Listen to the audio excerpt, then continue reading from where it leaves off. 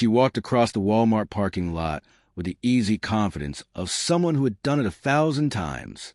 Afternoon sun, a cart or two rattling in the distance. The kind of day that feels so ordinary you almost forget how fragile life is. Then the engine roared. Witnesses would later say it didn't sound like a startled driver slamming the brake. It sounded like a decision, one made long before that red Acura ever entered the lot. Tires screeched. Asphalt burned under rubber. In the space of a heartbeat, the quiet afternoon detonated into violence. A woman flew into the air. A car plowed through her body, smashed into parked vehicles, and kept going as if physics itself had been weaponized. The impact was so hard onlookers couldn't tell if the crumpled figure on the pavement was a man or a woman. They only knew she wasn't moving, and the driver didn't run. He stepped out of his car calm, detached, as if he were walking away from a spilled cup of coffee, not a body shattered by a 40-mile-per-hour collision. He placed his hands on his head.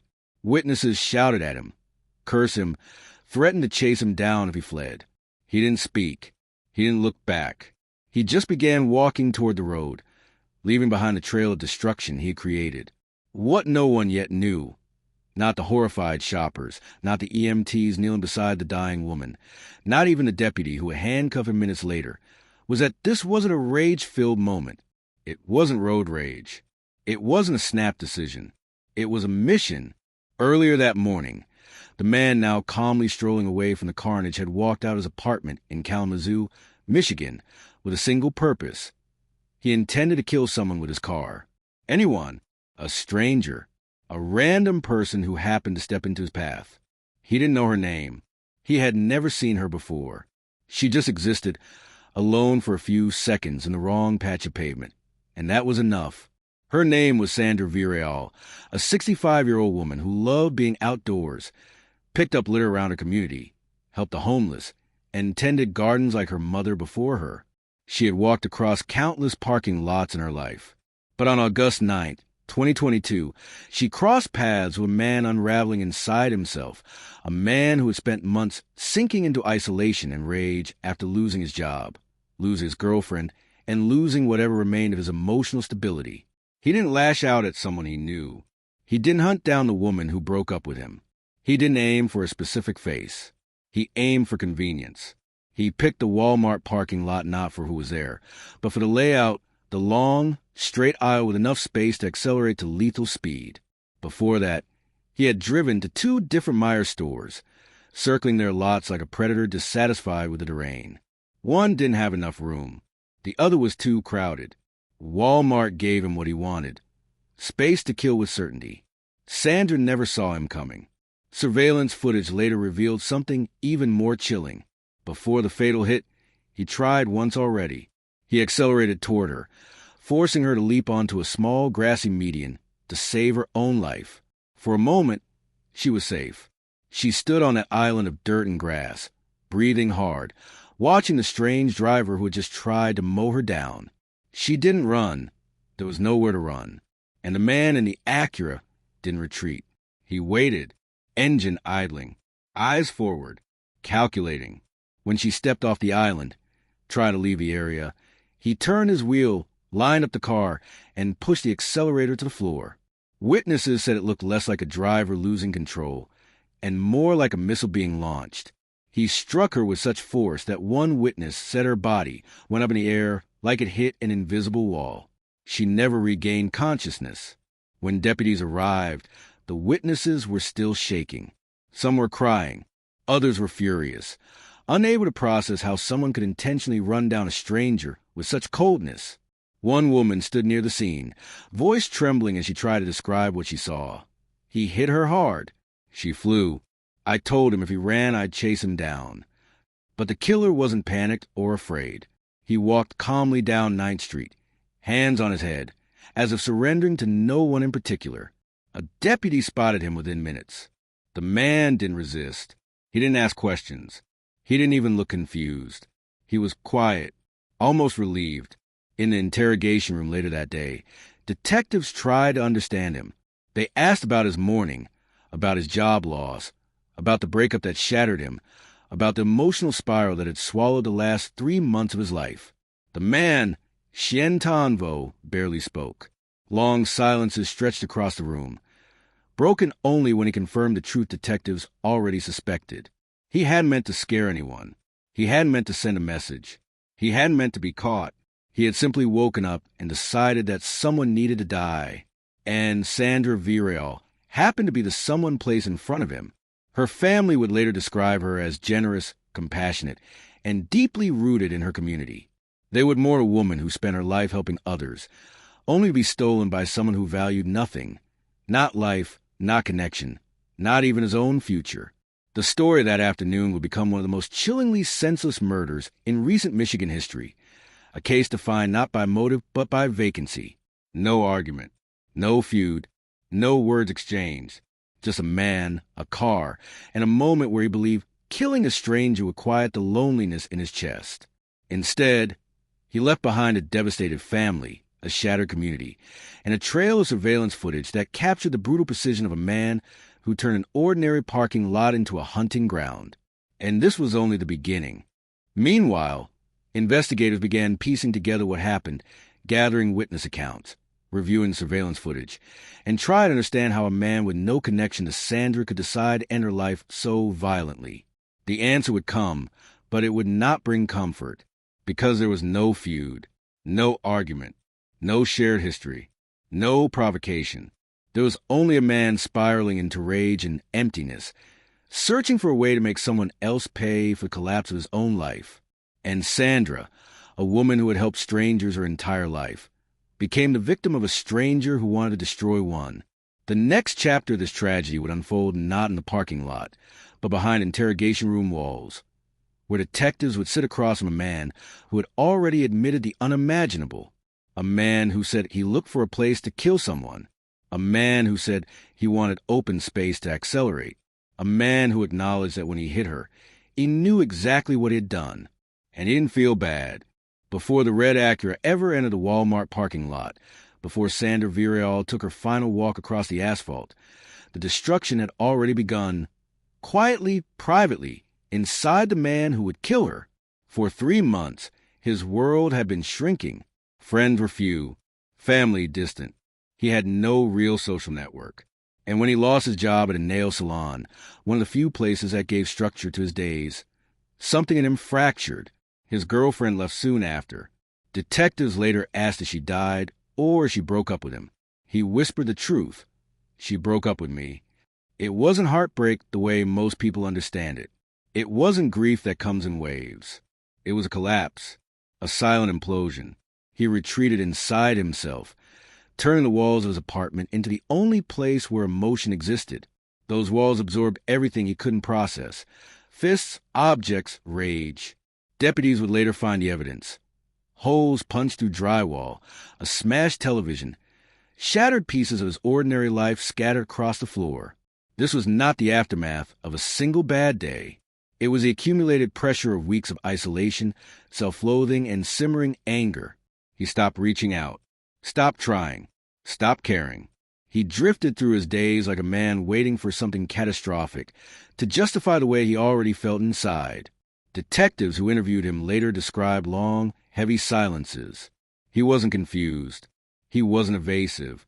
He looked like someone who had already surrendered to a decision he made long before walking into that room. The loneliness became something else, a resolve, a choice to externalize the chaos inside him, a decision to transfer suffering from himself to someone else. He didn't want revenge. He didn't want recognition. He didn't even want escape. He wanted his pain to exist in the world in a physical, undeniable way.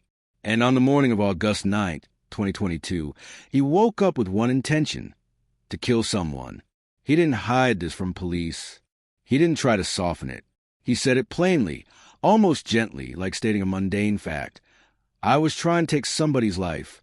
There was no elaborate plan, no manifesto, no list of targets, no victim he fixated on. He simply wanted to kill a human being, to feel the impact, to see that he had the power to extinguish a life. He drove to the first mire, circled the lot. Too crowded, too chaotic, not ideal, He drove to the second mile in Battle Creek. Another loop. The angles weren't right. Not enough space. Too many obstacles. He wasn't looking for a particular kind of person. He was looking for a layout, a runway, enough open asphalt to accelerate to a speed where survival would be impossible. He left unsatisfied, but not discouraged. The search continued. Finally, he drove to the Walmart in Oshtemo Township. He entered the lot slowly, scanning, watching pedestrians move like figures on a chessboard. He wasn't hunting a type. He was hunting an opportunity. The surveillance cameras caught his car making a wide loop around the lot. He paused, observed, calculated, and then he saw her. Sandra Villarreal, 65 years old, walking alone with the purposeful calm of someone who knew the rhythm of her own community. She wasn't rushing. She wasn't distracted.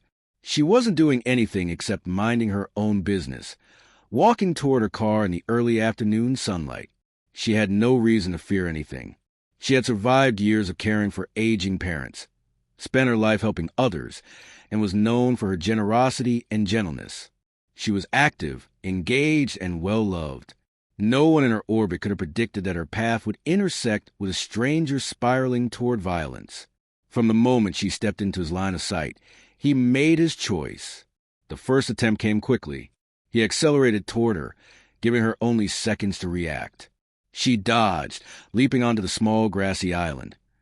A strip of ground too narrow to offer true safety, but just wide enough to keep tires from touching her. She turned back, startled, tried to understand what had just happened. Maybe she thought it was a reckless driver. Maybe she thought it was a mistake. But he didn't leave. He stopped, watched her, waited. Witnesses later described it as predatory. The way he paused, the way the car sat still, engine rumbling, facing the direction where she stood. It was as if he was resetting the moment, giving himself a second try. Sandra stood on that patch of grass, heart racing, breath unsteady, trapped between shock and instinct. She couldn't stay there forever. She couldn't run. She had no idea the man in the car wasn't frustrated, wasn't careless, wasn't angry at her. She didn't know he had started his day looking for someone exactly like her, a stranger in the wrong place at the wrong time. When she stepped down from the island, he turned the wheel. The car aligned with her path like a missile locking onto a target. He pressed the accelerator. Hard. The Acura lunged forward, gathering speed across the stretch of open pavement. Witnesses later estimated 35 to 40 miles per hour, far more than any parking lot should ever see. The car didn't swerve, didn't hesitate. It was a straight, deliberate line. She didn't stand a chance. The impact was so violent people screamed without understanding what they were seeing. A body lifted into the air. A car continued forward, crushing her, then slamming into other vehicles with force. Metal crumpled, glass shattered. Silence followed the chaos. A heavy, stunned silence broken only by frantic voices on cell phones calling 911. One witness rushed forward, shouting at the driver, threatening him if he ran. But the man they yelled at didn't run. He didn't panic. He didn't look remorseful or confused. He stepped out of the car, put his hands briefly on his head, then walked away down 9th Street with eerie calm. Not far behind him, Sandra lay on the pavement, her body broken, unresponsive, life slipping away despite the frantic efforts of bystanders and medics. Paramedics didn't know her name. Witnesses didn't know her story. But within minutes, everyone knew this wasn't an accident. The mangled front end of the Acura told the truth. The skid marks told the truth. The witnesses told the truth. And the man who killed her would soon confirm it. When deputies tracked him down near the entrance to the store, he didn't fight. He didn't look startled. He went into handcuffs with the passivity of someone who had completed the task he set out to do.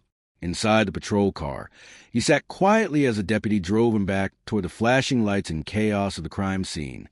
He offered nothing. No explanation. No expression. Just silence. Meanwhile, investigators began piecing together what happened, gathering witness accounts, reviewing surveillance footage, and trying to understand how a man with no connection to Sandra could decide to end her life so violently. The answer would come, but it would not bring comfort, because there was no feud, no argument, No shared history. No provocation. There was only a man spiraling into rage and emptiness, searching for a way to make someone else pay for the collapse of his own life. And Sandra, a woman who had helped strangers her entire life, became the victim of a stranger who wanted to destroy one.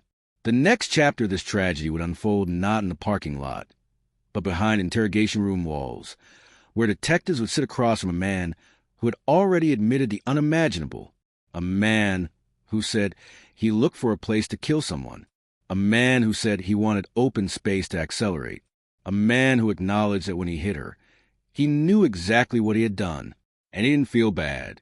The interrogation room was small, windowless, and silent except for the hum of fluorescent lighting. A metal table divided the detectives from a man who had just turned a Walmart parking lot into a killing ground. He sat slouched in the chair, hands folded loosely, eyes distant, like someone half awake from a bad dream, not someone who had just run over a stranger at 40 miles per hour. For long stretches, he said nothing. Detectives Megan and her partner tried to break through the wall of silence with calm conversation, as if coaxing a wounded animal out of hiding. It wasn't because they underestimated him. It was because they knew something most people wouldn't understand.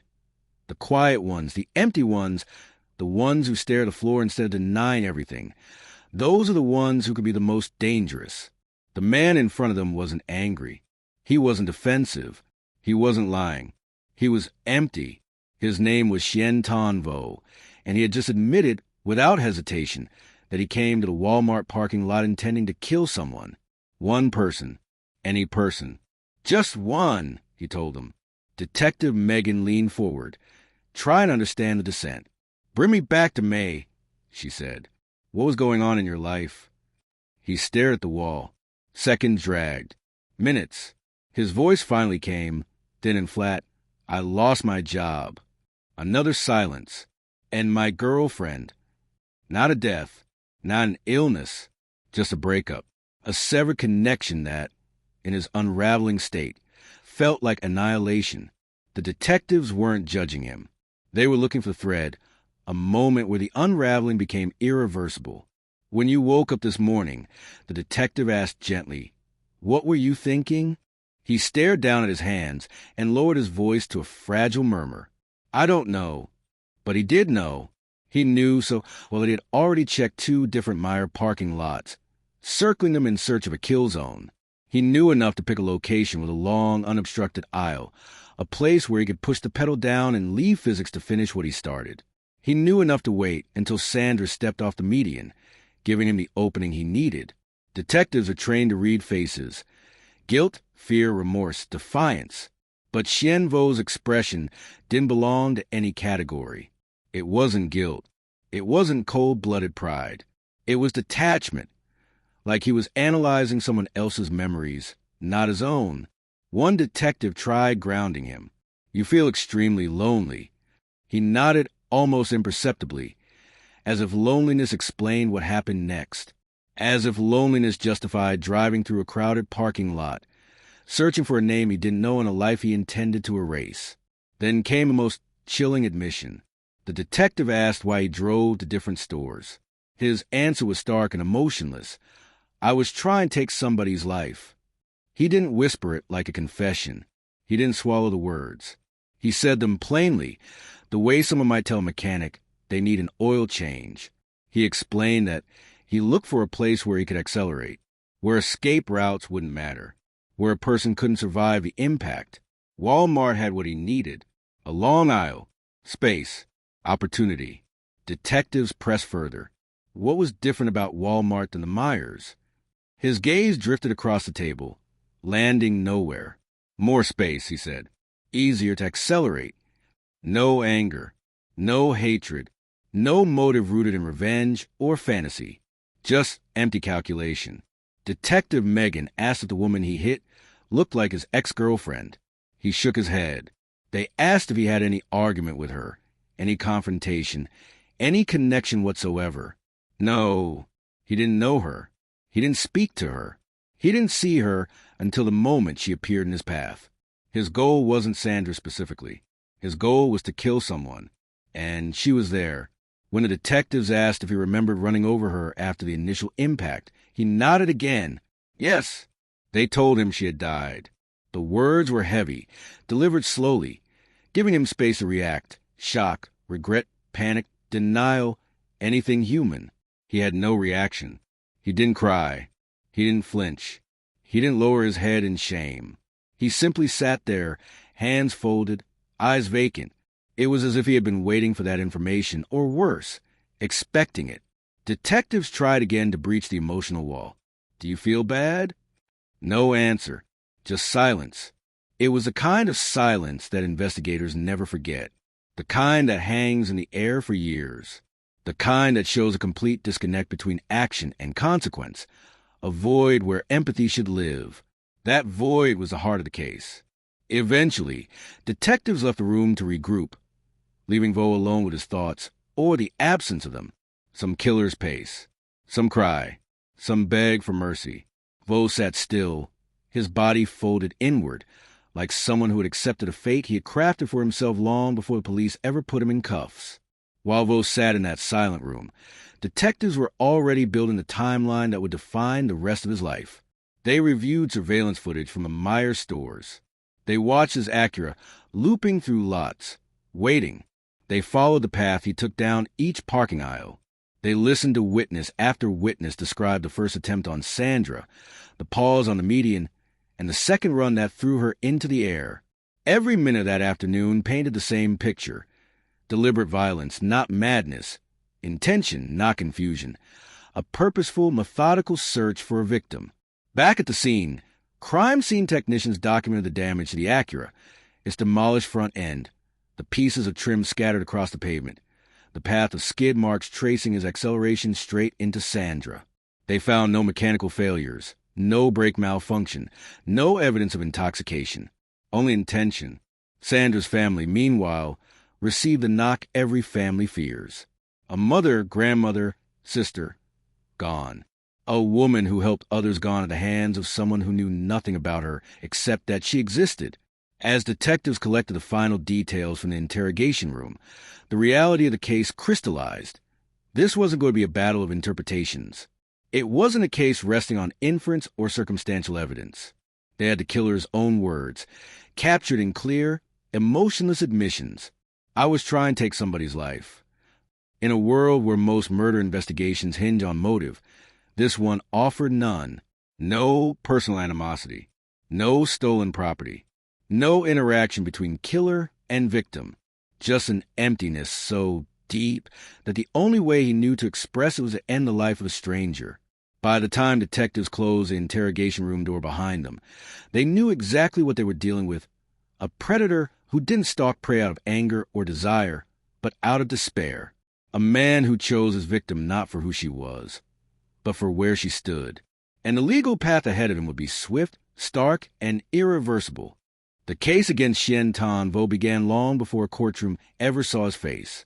It began on the hot asphalt of a Walmart parking lot, in the wreckage he left behind. Detectives walked into a scene that instantly told its own story. A crushed red Acura at rest against damaged vehicles, debris scattered across multiple aisles, and the lifeless body of Sandra Villarreal, lying where she had been struck and run over. Nothing about what they saw resembled an accident. Every detail pointed to an act carried out with intention. The tire marks ran in a perfect, unwavering line. There were no sharp angles, no sudden swerves, no signs of braking. The Acura had been driven like a projectile. Witnesses repeated the same thing to every deputy who asked. The driver aimed at her. The impact sent her into the air. The vehicle didn't attempt to correct course. It drove straight through her and into other cars, as if the cars were obstacles in a race he was determined to finish. Investigators measured the distance between the grassy median, where Sandra had first escaped, and the place she fell after the second strike. Combined with the damage to the Acura, they estimated speeds high enough to guarantee catastrophic trauma. The medical examiner later confirmed it.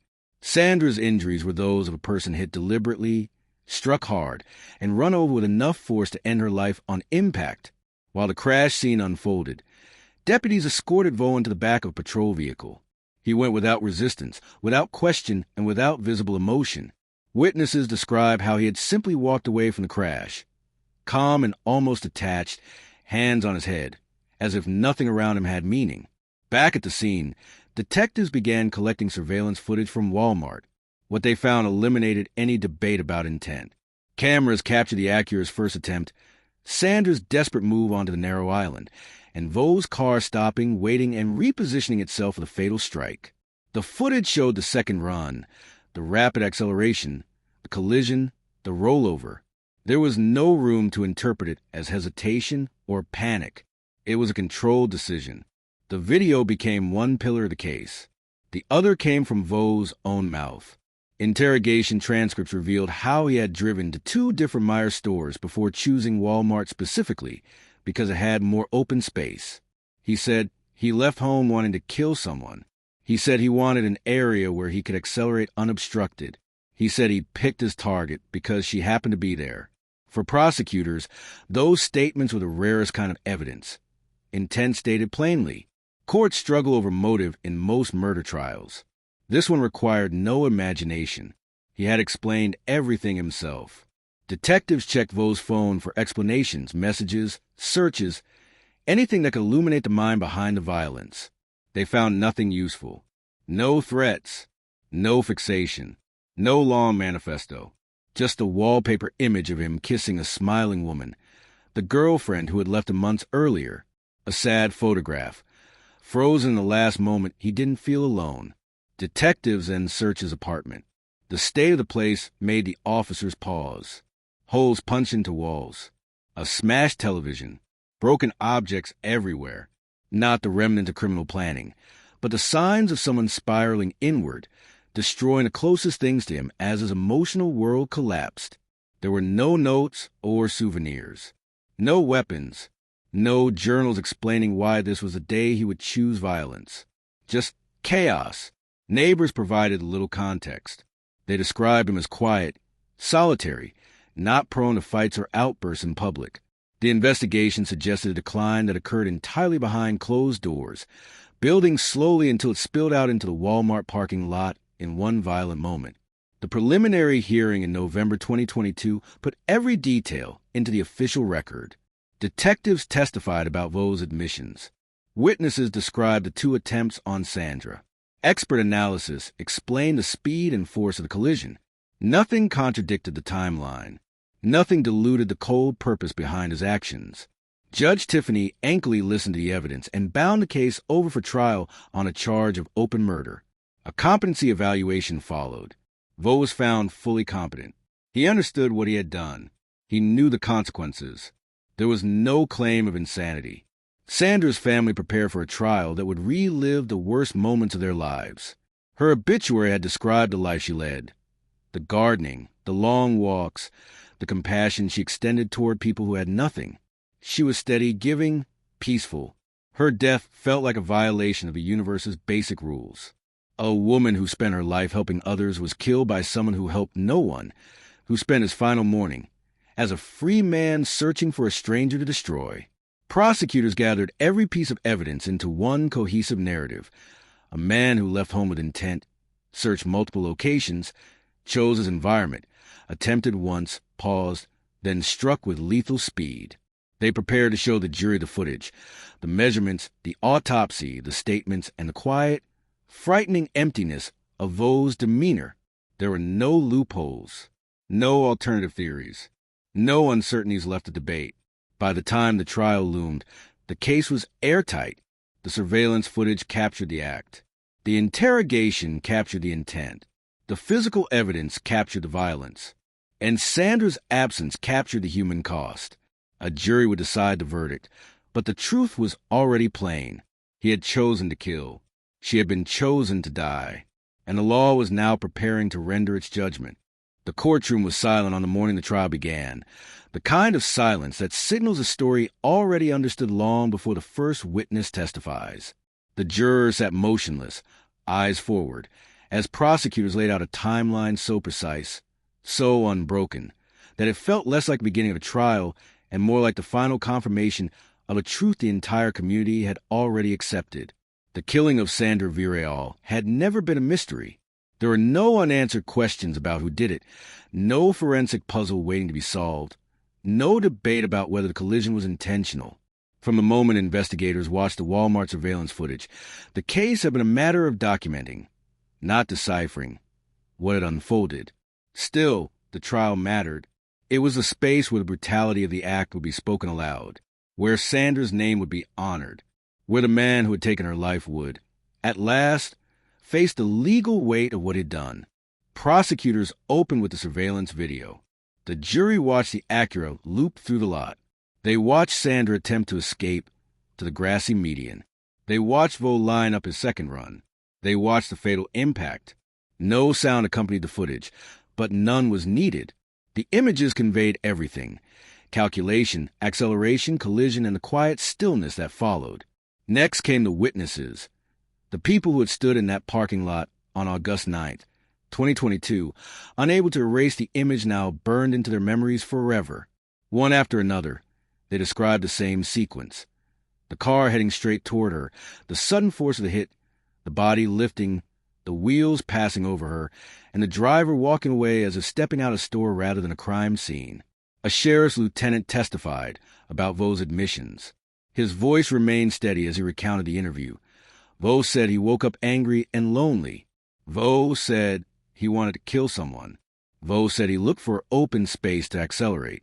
Vo said Walmart had more room than the Meijer stores. Vo said he chose the victim simply because she was there. Every sentence fell into place like a brick, cold, heavy, immovable. The autopsy findings followed. The medical examiner explained the injuries that no human body could have survived: the catastrophic blunt force trauma, the fractures, the internal damage. Every injury aligned with what the video had shown. This wasn't a glancing strike. This was destruction delivered at lethal velocity. The defense offered little. No elaborate explanation. No alternate theory. No attempt to argue confusion or panic. They didn't present witnesses. They didn't attempt to soften the admissions Vo had made. Their strategy, if there was one, was silence, a reflection of their client. As the state rested its case, the prosecution summarized with clarity. A man left his home intending to kill someone. He searched multiple locations. He selected his environment. He attempted once. He succeeded the second time. He admitted everything. The law calls that murder the highest order. The jury deliberated for a short time. Their verdict returned with the finality of a slammed door: guilty of first-degree open murder. It was January 15th, 2025. By then, more than 2 years had passed since Sandra took her final walk across the parking lot. Her family sat together as the verdict was read. There were no dramatic reactions, no outbursts, just the heavy relief that follows when truth is recognized and the person responsible is held to account. Sentencing came weeks later. In Michigan, first-degree murder carries only one penalty: life in prison without the possibility of parole. The judge delivered that sentence on February 26, 2025. There were no negotiations, no leniency requests that could override the law, no pathway for Vo to ever return to society. He left the courtroom the same way he had walked away from the crash scene: silent, expressionless, detached. But this time, the silence belonged to a man who would spend the rest of his life behind steel doors and concrete walls. Sandra's family faced a different kind of permanence. They carried forward the memory of the woman who had spent her life helping others, tending gardens, supporting neighbors, picking up litter, caring for her parents, and giving kindness to people who barely had enough of their own. Her death had been violent and senseless, but her life had been the opposite: steady, generous, and full of quiet purpose. Her granddaughter wrote that Sandra was her best friend. Neighbors mourned the loss of a woman known for simple, meaningful acts of care. The community grieved the randomness of a death that felt like an ambush from another world, a world where suffering circles in on itself and lashes out at the innocent. For investigators, the case would never be forgotten, not because of complexity, but because of its starkness. A man whose inner world had collapsed chose a stranger to kill. A woman whose life revolved around helping others became the one he destroyed. The entire tragedy fit inside a window of seconds, but the aftermath would stretch across years. The conviction didn't bring Sandra back. It didn't restore the work she did, the people she helped, the family who loved her. It didn't fill the silence she left behind. But it assured one thing. The man who woke up one morning and chose murder would never again have the opportunity to choose anything but the boundaries of a prison cell. And in a case defined by the absence of meaning, the legal system delivered the only form of meaning it could offer: permanence for permanence. A life taken, a life forfeited. For Sandra Villarreal's family, justice came late, but it came clearly. And in a world where so much is uncertain, that clarity was all they had left to hold on to.